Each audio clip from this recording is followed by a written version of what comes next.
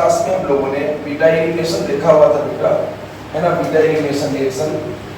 अब beta elimination में हमने कल तुमको बात किया था बीटा बोलते किसको है, बीटा किस कार्बन को बोलेंगे, ये बात हमने किया था, है ना।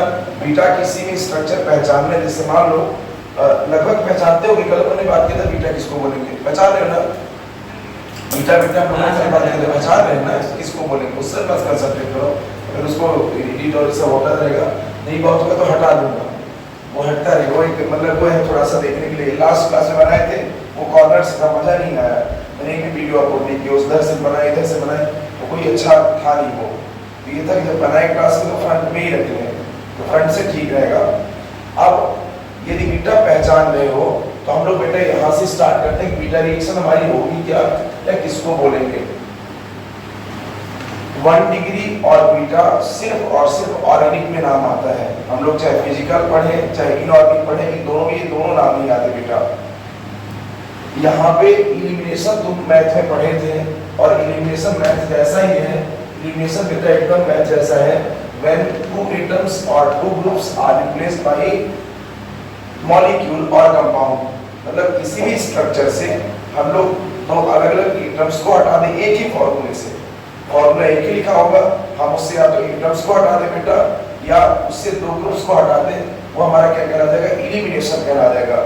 जैसे मैथ में हम लोग करते थे ना, हमारे पास दो इक्वेशन लिखे रहते थे, लाइक देखो 3x 2y = 8 लिखा था बेटा, और हमारे पास लिखा है 4x + y = 3 लिखा है। अब मान लो मुझे y को कट करना है, इलिमिनेशन रिएक्शन पे अपन एक वेरिएबल को कट करते थे, वही हटा देते थे पहली लाइन पे।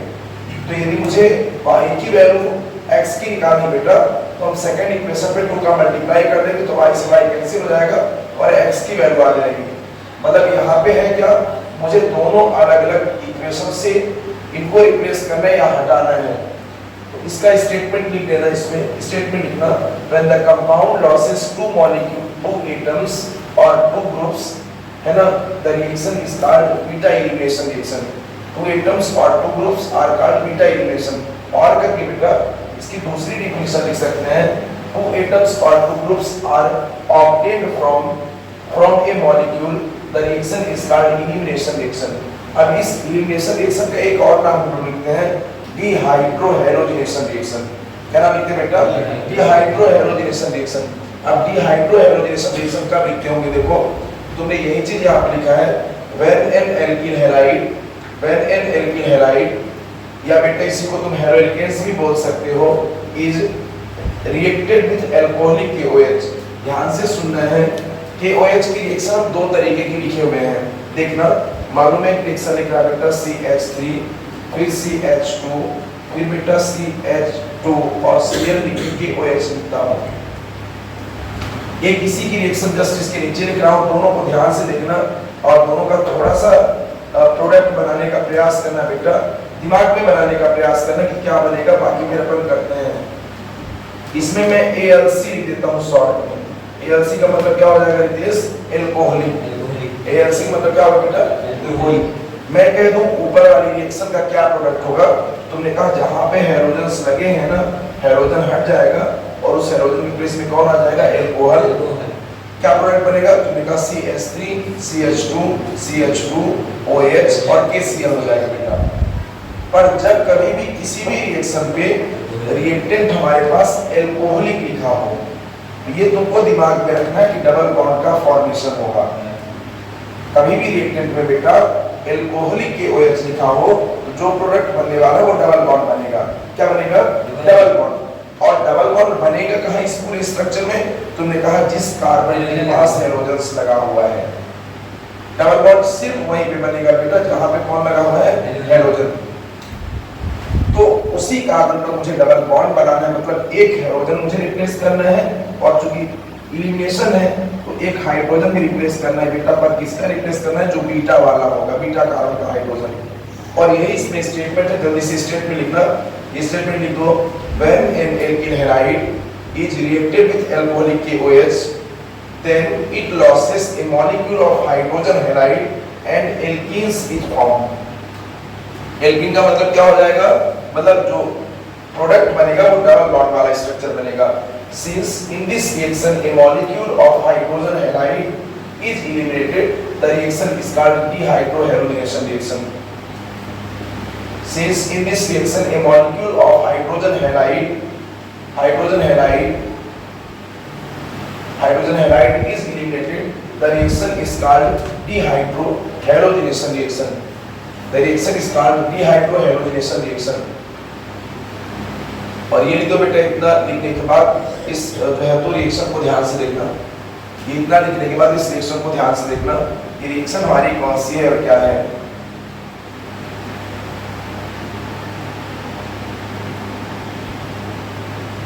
फास्ट लिख लो थोड़ा सा इतना। स्टेटमेंट लिखने के बाद बेटा रिएक्शन पे आ जाना थोड़ा सा। Since in this reaction a molecule of hydrogen halide is eliminated, the reaction is called dehydrohalogenation reaction. लिखिए बेटा, the reaction is called dehydrohalogenation reaction. अब ध्यान से देखना, ये मेरे पास क्या लिखा हुआ है, एक ऐसा स्ट्रक्चर है बेटा, ध्यान से देखना इसमें।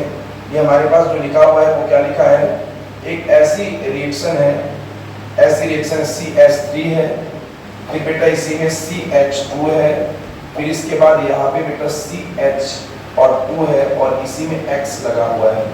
रिएक्शन किससे करवा रहे हैं बेटा जी, KOH लिखा है बेटा और एल्कोहलिक लिखा हुआ है।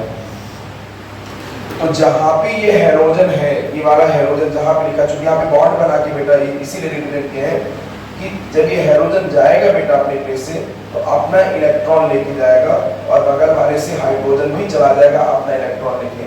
एक बॉन्ड में कितने इलेक्ट्रॉन होते हैं, 2 इलेक्ट्रॉन।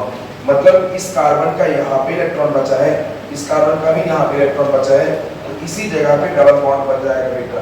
गायब कौन हो गए, नीचे वाले दोनों हाइड्रोजन हैं, सिर्फ यहाँ से X यहाँ से H गायब हुआ। क्या गायब हुआ बेटा, H और X एक ही मॉलिक्यूल के 2 ग्रुप्स या 2 एटम्स रिप्लेस होंगे बेटा, तो उसको हम लोग बोलते हैं क्या, बीटा एलिमिनेशन रिएक्शन।